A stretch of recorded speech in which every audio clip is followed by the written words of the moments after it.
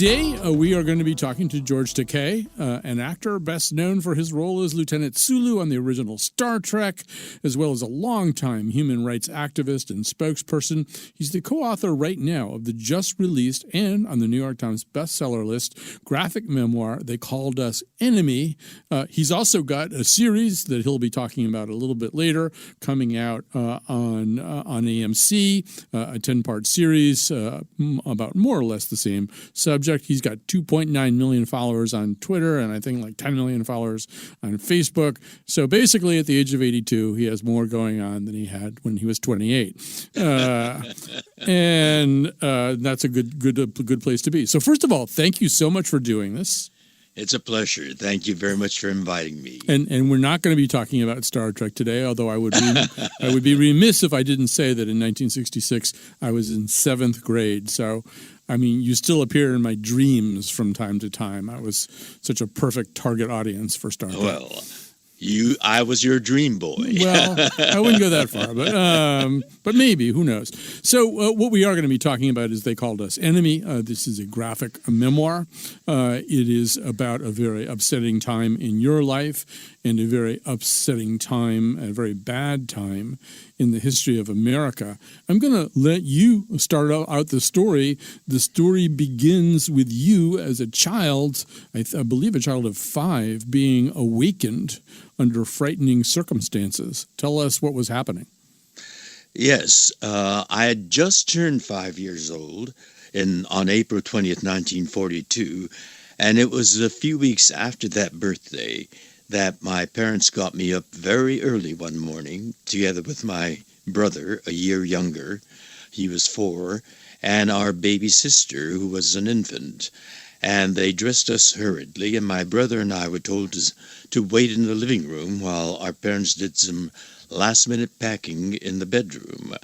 And so my brother and I were just standing by the front window, gazing out. And suddenly, we saw 2 soldiers marching up our driveway. They carried rifles with shiny bayonets on them. They stomped up the porch and, with their fists, began pounding on the front door.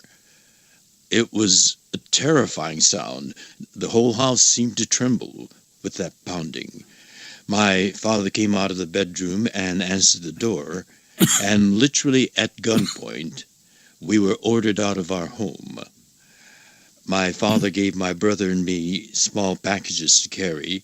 He hefted 2 heavy suitcases, and we followed him out onto the driveway, and we stood there waiting for our mother to come out. And when she finally came out, she had our baby sister in one arm and a huge duffel bag in the other, and tears were streaming down her cheeks.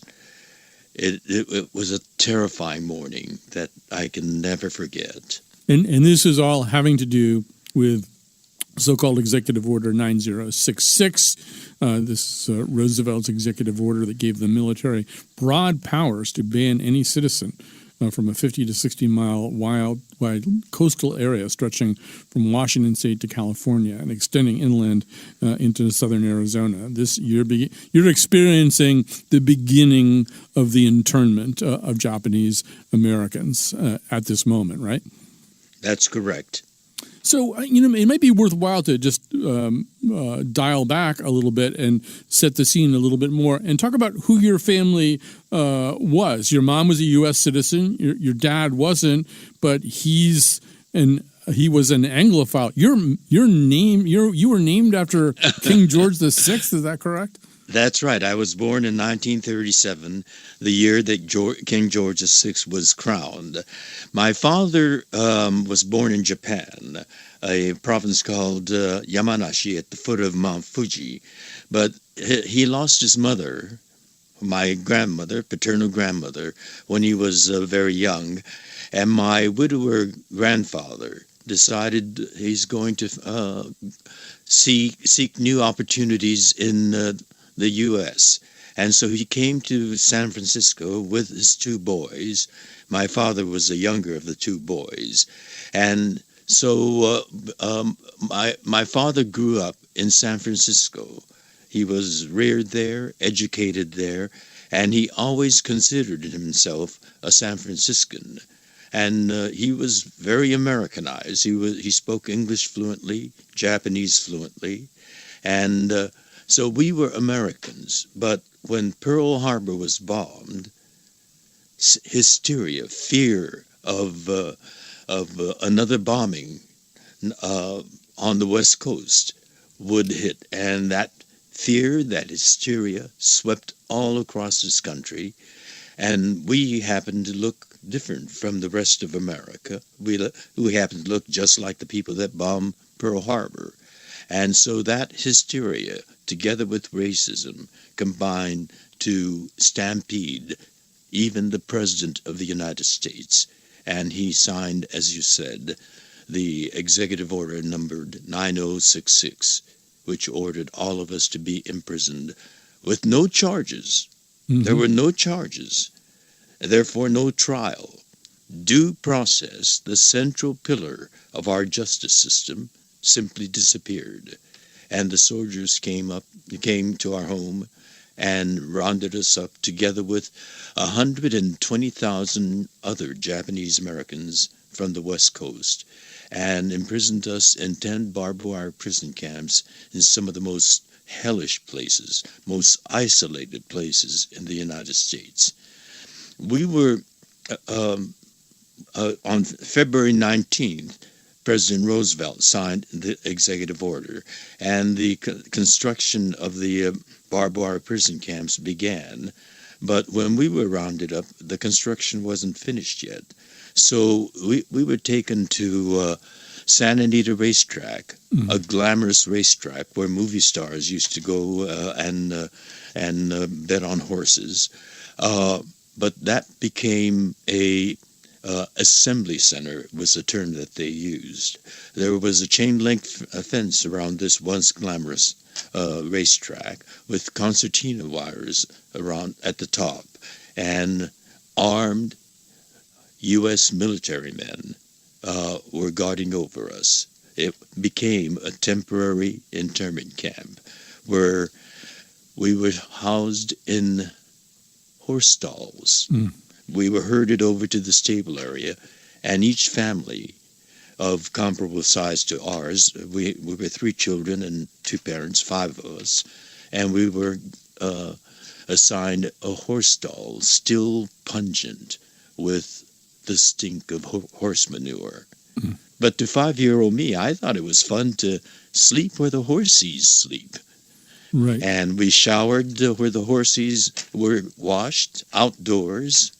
Men went first, and we went with our father, and my mother with the women's group later on. We were treated like animals. You know, I want to back up and just let people hear the beginnings of how that fear sounded. So you're going to hear actually the voice of Eleanor Roosevelt speaking to the nation in 1941. I'm speaking to you tonight at a very serious moment in our history. The Cabinet is convening and the leaders in Congress are meeting with the President. The State Department and Army and Navy officials have been with the President all afternoon. In fact, the Japanese ambassador was talking to the President at the very time that Japan's airships were bombing our citizens in Hawaii and the Philippines. By tomorrow morning, the members of Congress will have a full report and be ready for action. In the meantime, we, the people, are already prepared for action. So the first thing that happened that day, the same day that she's speaking, President Roosevelt signed a declaration that every adult Japanese citizen was considered an alien enemy who must abide by strict regulations, 8 p.m. curfew, couldn't travel more than 5 miles from home or work, couldn't get on an airplane of any kind, and assets, homes, farms, crops, farm equipment were eventually all seized by the government. In a kind of George Orwell style, George Takei, there was a bizarre argument that was made by a man who's actually gone down in history as kind of a champion of human rights, kind of a champion of the underdog, and that's Earl Warren, who eventually became Chief Justice of the Supreme Court. At the time, he's California's Attorney General, and he makes this remarkable claim that the reason to suspect Japanese citizens is because there was no reason Japanese to suspect American citizens. Japanese American citizens. Americans. Yes, Japanese American citizens was because there was no reason to suspect them. That was the reason to suspect them. Yes, he made the statement, we have no reports of sabotage or spying or fifth column activities by Japanese Americans, and that is ominous because we, Japanese Americans, are inscrutable, that stereotyping word. And so it would be prudent to lock us up before we do anything. So the absence of evidence for this Attorney General, the top attorney in the state of California, was the evidence. The absence of evidence was the evidence, and that justified locking us up. And even before the locking up, when you start to talk about people that way, when you start to talk about a certain group of American citizens that way, or any group of people who might be on American soil that way, you begin to open them up. You turn them into targets for harassment. I'm assuming that is something that happened to Japanese American citizens after they were classified as alien enemies. That's right. I mean, here at the Japanese American National Museum in Los Angeles, we have all these photographs of ugly graffiti painted on walls. Japs keep on moving. Japs, you don't belong here. Japs go home.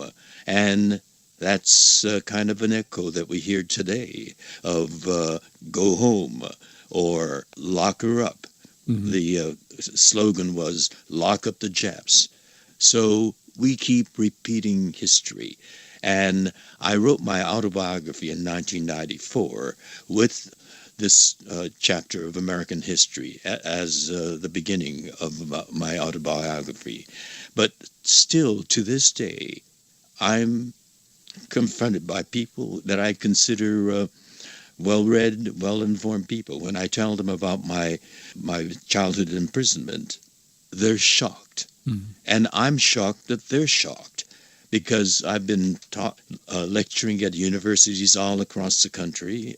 We've put on a musical on Broadway about the imprisonment of Japanese Americans. Allegiance, Allegiance, and the tragedy of that story. And I thought, the best way, perhaps, to reach or hope for the future of America is to make it a comic strip.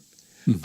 I read comic books, and I still remember some of the stories that I read. And I thought, if we reach the young reader, the teenagers and the young American readers, and that's at that age when you're absorbing in information and you keep it for the rest of your lives, then we will have another generation of Americans, but this time informed on the dark chapters of American history.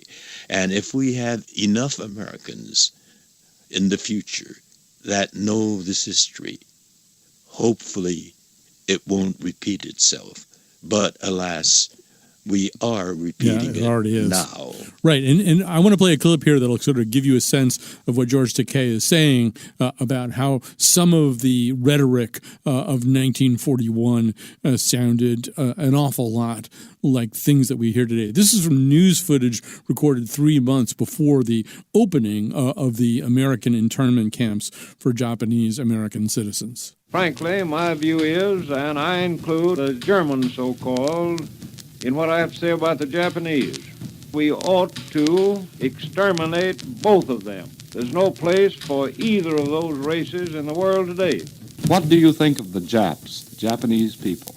Well, You hate them? No, I don't hate them. There must be a good many people in Japan who don't believe and don't support this war. Do you think they are racially treacherous? Pin up all the Japanese in this country so they can't do us any dirt. Not just through the duration of the war, but all of them we get, we just pin them up and keep them ever give anybody else any trouble.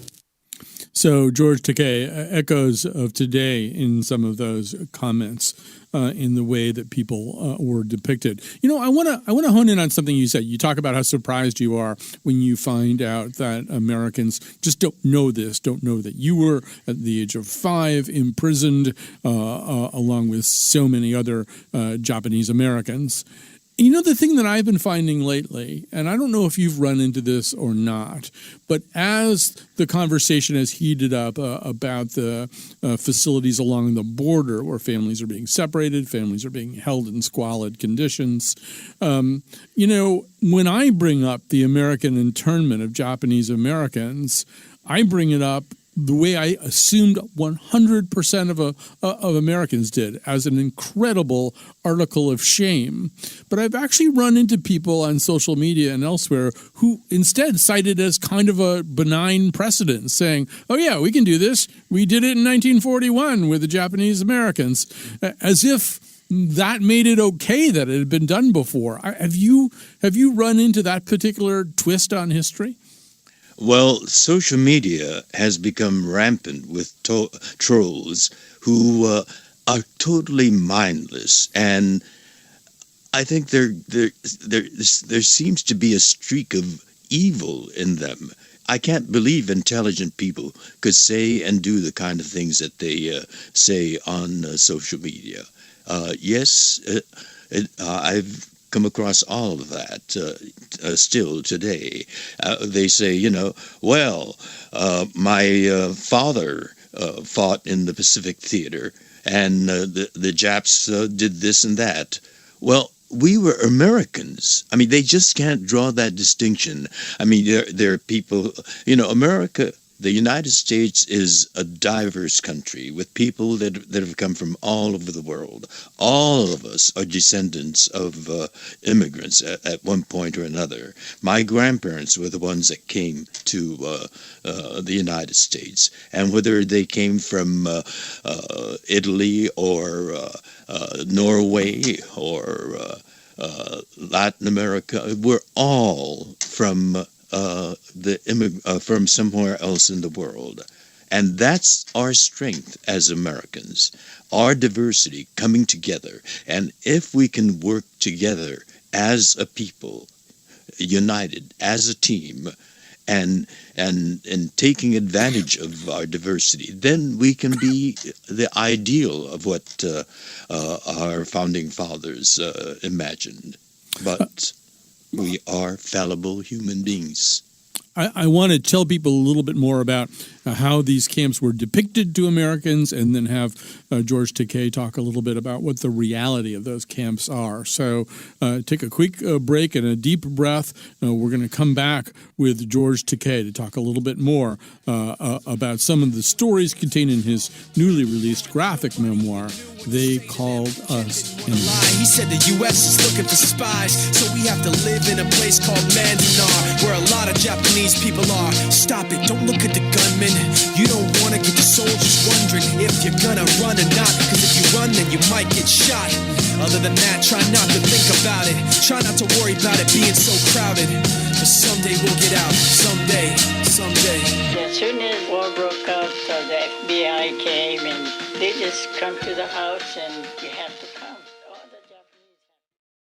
We're back. We're talking to George Takei. You probably know him for his role as Lieutenant Sulu on the original Star Trek, as well as being a longtime human rights activist and spokesperson. He's got a new book out now. It's a graphic memoir of his childhood. It's called They Called Us Enemy. In a little while, too, he'll tell us about a new series coming on AMC that also talks about the American internment of Japanese Americans.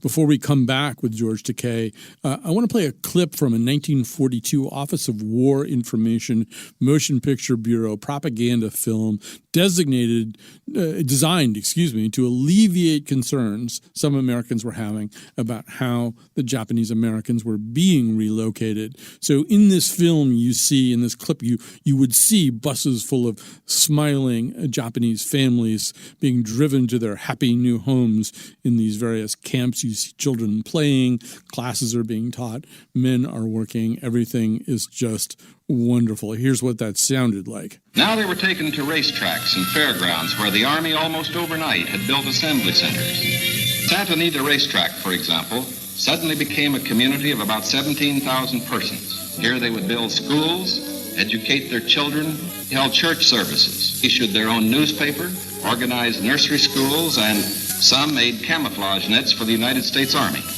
At weekly community meetings, citations were given to the block leaders who had worked most diligently. Now, this brief picture is actually the prologue to a story that is yet to be told.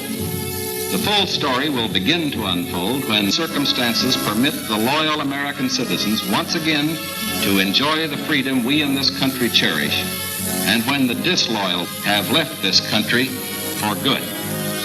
In the meantime, we are setting a standard for the rest of the world in the treatment of people who may have loyalties to an enemy nation. We are protecting ourselves without violating the principles of Christian decency. So, George Takei, you already talked about Santa Anita, which is mentioned in that clip, that you were basically living in horse stalls and taking showers in the horse paddock. But much like what we're hearing along the border these days, this is not a sanitary way for people to be living. It's much easier for sickness to spread in an environment like that. So what happened to your family? Did you guys get sick? As a matter of fact, I do remember getting sick, but we were in horse stalls, and my parents had to go for some meeting or whatever, and so they had our neighbor lady in the next stall. All she had to do was peer over the partition, and she would say, "Georgie, are you all right?" And I would say, "I'm fine, thank you." And she would sit down on her cot and do whatever she was doing. It was, and my baby sister got sick too. And I remember I was well by then. The medicine was dispensed from a little kind of a ticket box in the middle of the stable area.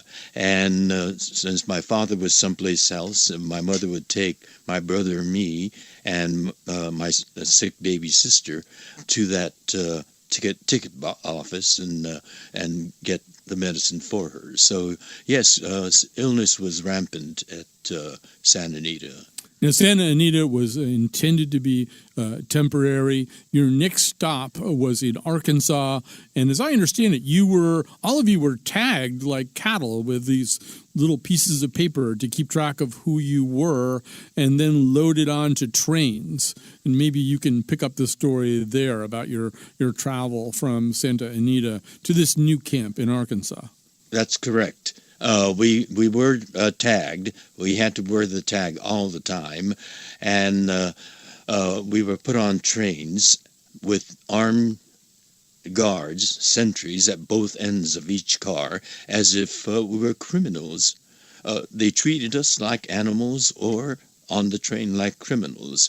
And occasionally, it'd be a boring job for them, so they had to maintain that parade rest position, but they would occasionally move and thump their rifle on the floor, and we got used to it. And my father told us that we were going on a long vacation, and so I thought everybody went on vacation to a place called Arkansas with armed escorts. But whenever we reached a town on the way, then the shade had to be drawn. We were not to be seen. But I remember, I was a curious kid, and I was right by the window. And so when my mother wasn't looking, I'd shove the shade up a little bit and to look outside, because I heard wonderful sounds, trolleys being rolled across, or people talking and laughing. But whenever we got caught, my mother would slam the shade down so that the guards wouldn't catch us. But I thought this was normal. I thought this was the way people went on vacations. And it was, what did my mother always chant? 4 days and 3 nights. 4 days and 3 nights to get to the camp. And when we arrived at the camp, the train tracks ran right alongside the barbed wire fence. And there were already people there, and my mother recognized a few people, and she waved at them. And the guards were shouting out the name of the camp, which was Rower, R-O-H-W-E-R. But to me, it sounded like roar, roar. I thought they were pretending to be lions, and I thought, isn't that silly, these guards roaring like lions? So it was a parallel experience that I had, totally different from that of my parents. Same experience, but parallel experiences. And may I read one part which captures that difference? My bright, sharp memories are of joyful times of games, play, and discoveries. Memory is a wily keeper of the past, usually dependable, but at times deceptive. Childhood memories are especially slippery, sweet, and so full of joy, they can often be a misrendering of the truth. For a child, that sweetness, out of context and intensely subjective, remains forever real. I know that I will always be haunted by the larger, vaguely remembered reality of the circumstances surrounding my childhood. This was written originally for my autobiography, which was published in 1994, but I share it again in this graphic memoir where we tell the story of my childhood imprisonment from the eyes of an absolutely irresistibly adorable 5-year-old me. And that's thanks to Harmony Becker, a very gifted manga artist. She captures emotions on a face with a dot and a swoop of a line or a squiggle here. It's absolutely magical what she is able to do with her drawing. Well, in the interest of time, I'm going to leap over a lot of Camp Rower, and I'm going to take us to 1943, when President Roosevelt begins allowing some Japanese American citizens to enlist in the Army. But a very fateful questionnaire was issued to all the interned Japanese American citizens, asking in particular 2 questions that would very much affect their destinies. The questions are often, in retrospect, regarded as somewhat confusing, ambiguous, difficult to answer one way or another, but they were yes and no questions. Question 27 asked if Japanese American men were willing to serve on combat duty wherever. No, everyone, not just men. Everyone over the age of 17, man or woman, 17 or 87. If they would be willing to serve in other ways, such as serving in the Women's Army Auxiliary Corps, all that kind of stuff. And I'll have you summarize what question 28 said, George Takei. Question 28 was one sentence with 2 opposite ideas. I'm going to paraphrase, but this is the essence of the 2 ideas in one sentence. It asked, will you swear your loyalty to the United States of America and forswear your loyalty to the Emperor of Japan?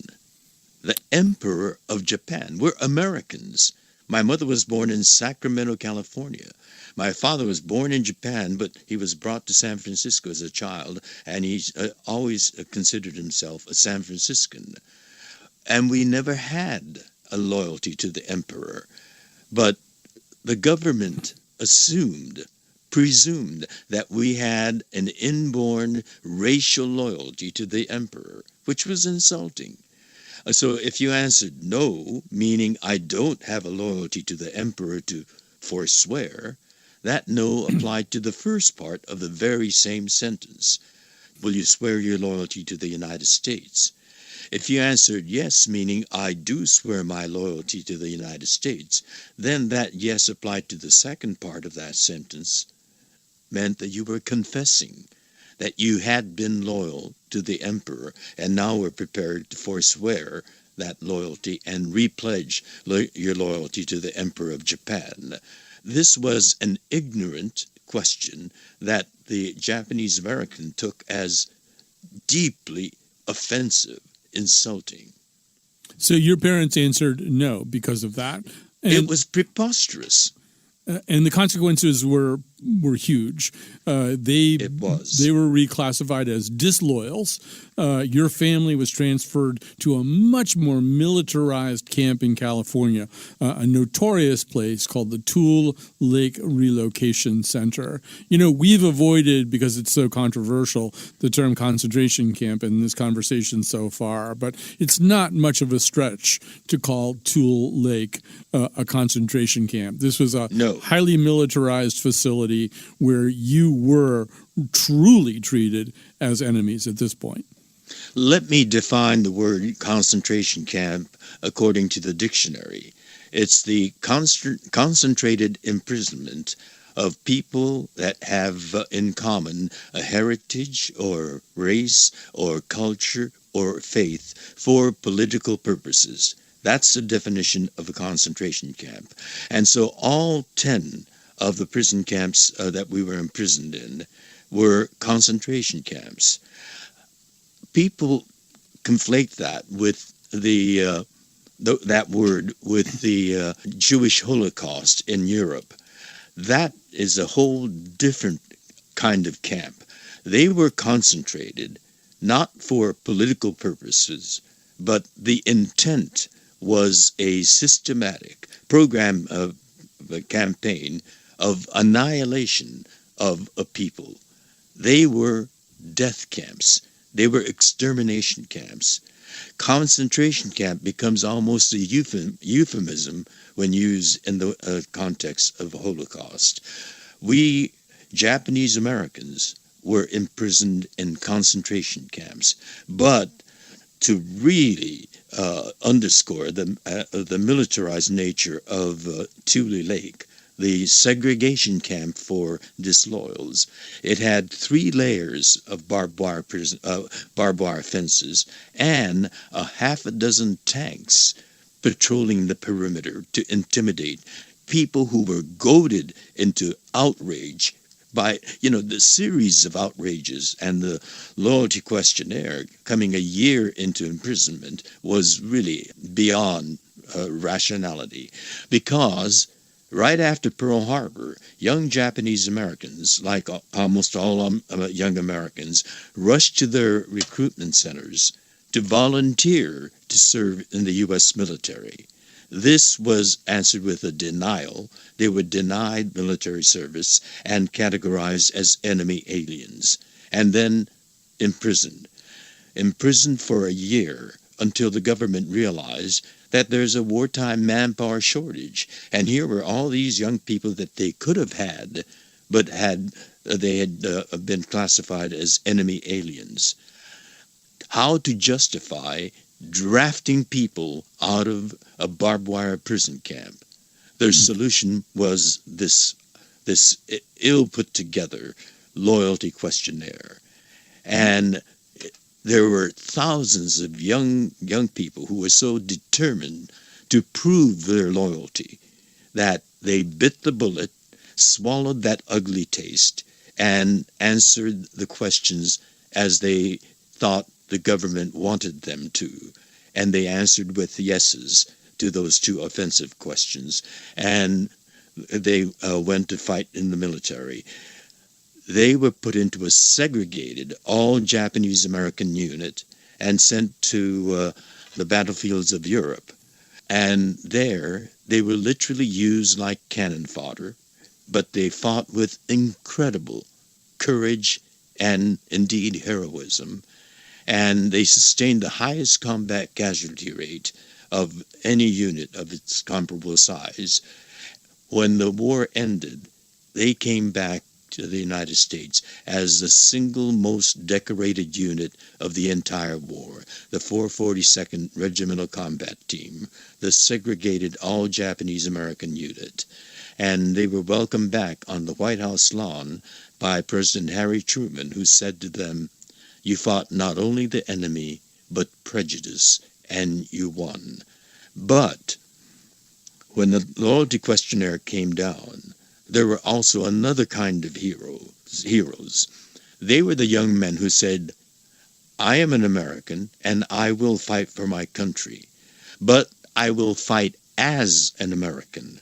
If I can report to my hometown draft board with my family back home, I would be like any American. I would have something to fight for. I will fight as an American, but I will not go as an internee, leaving my family in imprisonment, to put on the same uniform as that of the guards imprisoning my family. I will fight as an American."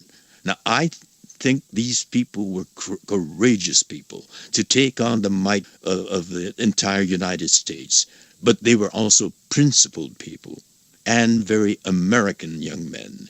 And for that position that they stood on, they were tried for draft evasion, found guilty, and transferred to Leavenworth Federal Penitentiary, where they fought on a different battlefield behind those tall penitentiary concrete walls. But they stood strong and proud as Americans against all the guff that they had to put up with and the assaults on them in Leavenworth Federal Penitentiary. So there are these two stories, equally heroic. One fighting for this country on those battlefields and sacrificing so much, and the other fighting behind federal penitentiary walls for the very principle of what America must stand for. So this is a story of the Japanese-American heroism, one behind penitentiary walls and other on European battlefields. We're talking right now to George Takei. He has a new graphic novel-style memoir out about his childhood in an American internment camp for Japanese Americans. You know him, of course, from Star Trek. He'll be back after this.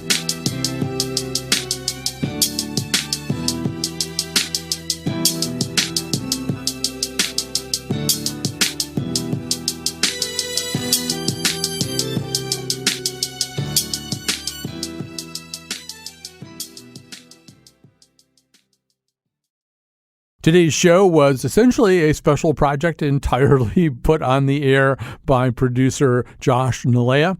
The part of Bill Curry was played by William Shatner. We think we know what tomorrow's show is. I'm going to be honest with you, okay? I'm taping this, I don't know, it's like a week back in time. This is a quantum experience I'm having right now. So I think I know what tomorrow's show is. I'm not 100% sure. I wouldn't want to lie to you. So let's just get back to our interview with George Takei. Once again, George Takei, you knew him, you loved him as Sulu on Star Trek. He's a lot more than that. He's become an internet activist. And right now he has a memoir out in graphic novel form about his childhood, which was spent in American internment camps for Japanese Americans during World War II. Let's get back to that conversation. You, George Takei, and your family spent 2 years at Tula Lake, which was notorious for, yes, all that barbed wire, but also really pretty squalid living conditions, inadequate medical care, bad food. This is not a place to be. and eventually the Supreme Court forced the closure of these camps. And maybe you can just say, what was your family's mindset, your parents' mindset? Your parents who had been patriotic citizens of the United States, they had a successful dry cleaning business when this all started. As you say, your mother born here, your father comes here at an early age. His family are Anglophiles enough to name him after King George VI. How did that spirit survive this kind of maltreatment for so many years? It was a series of outrages by the United States government.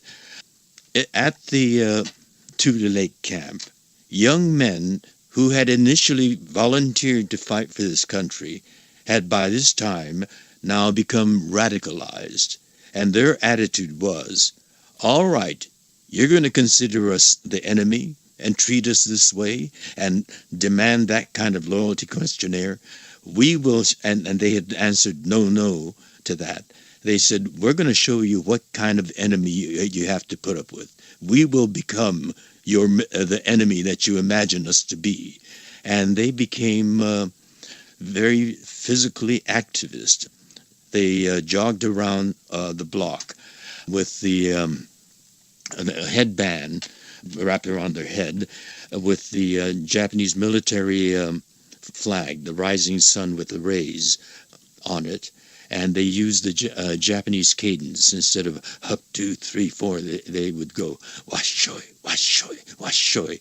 And I remember waking up at Tule Lake in the morning to that cadence. And then, of course, the jeeps would come roaring in to break it up, and they were scattered into the barracks. And so it was a very intense, militarized environment, both on the part of the guards as well as the internees. And Congress became very frustrated with that.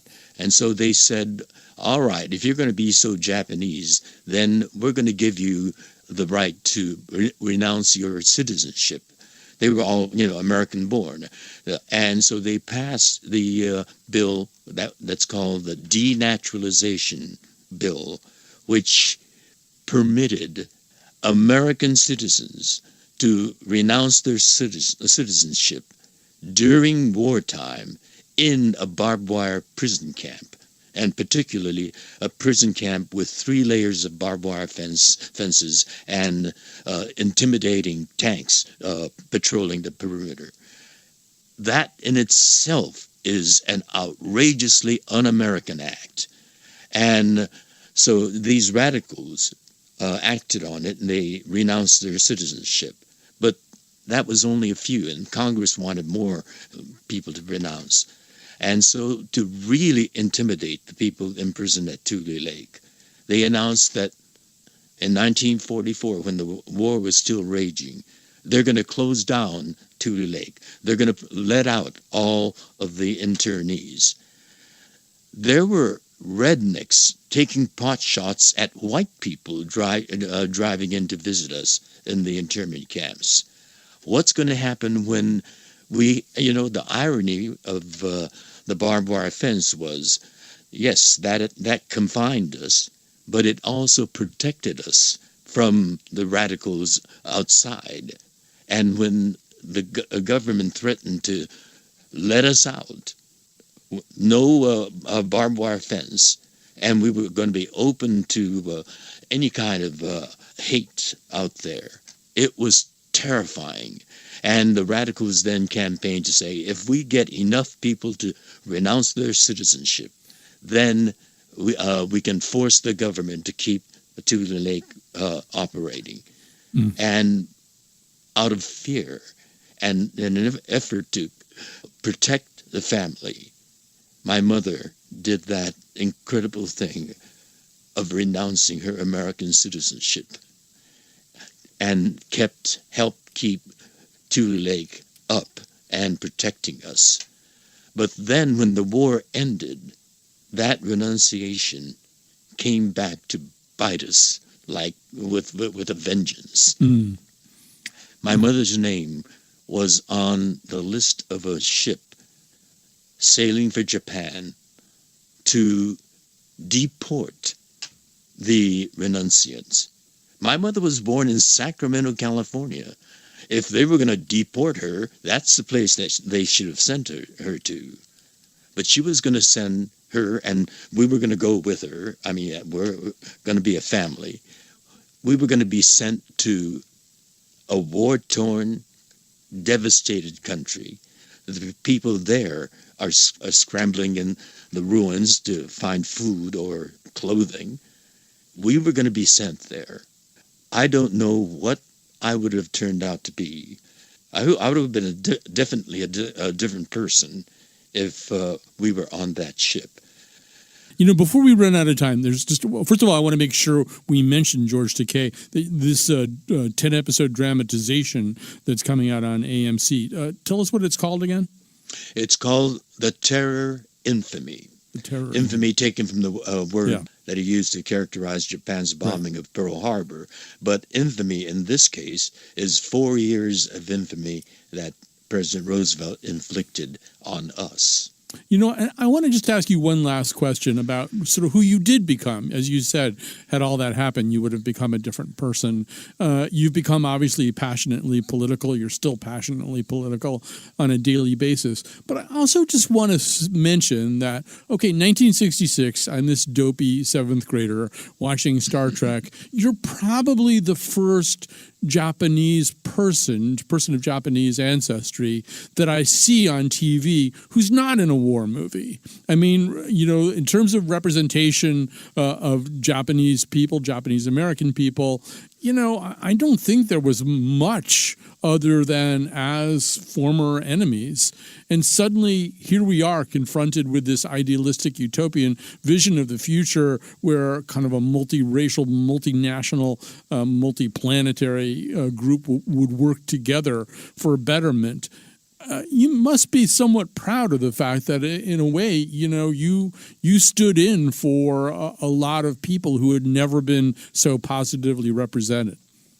I am proud of that, very proud of that, and I'm grateful to Gene Roddenberry, the creator of Star Trek, who put together that vision of his, infinite diversity in infinite combinations, and to envision our human future as one where our diversity working together is our strength.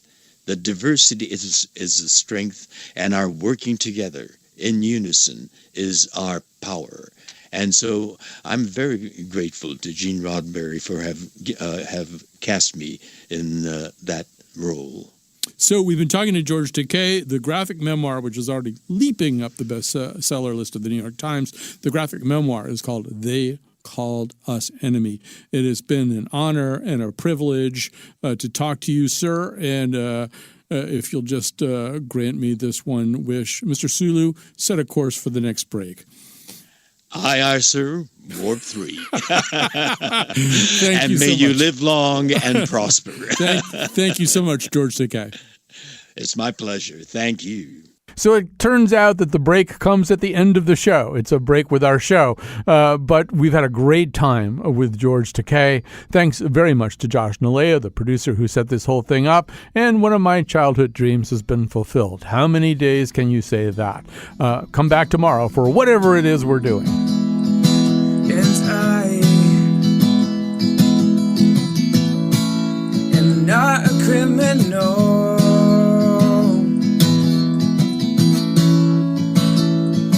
This wire fence, it's real.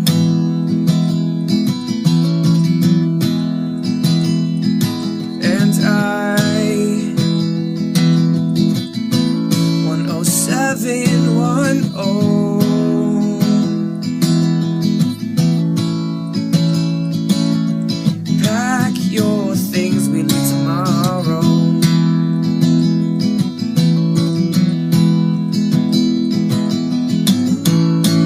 They sit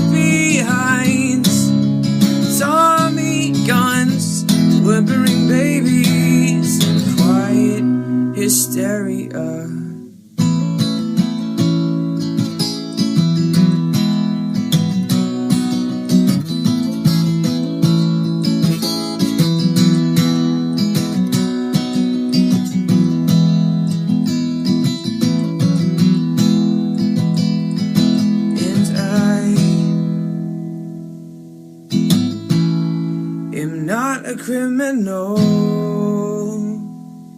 but this wire fence is real.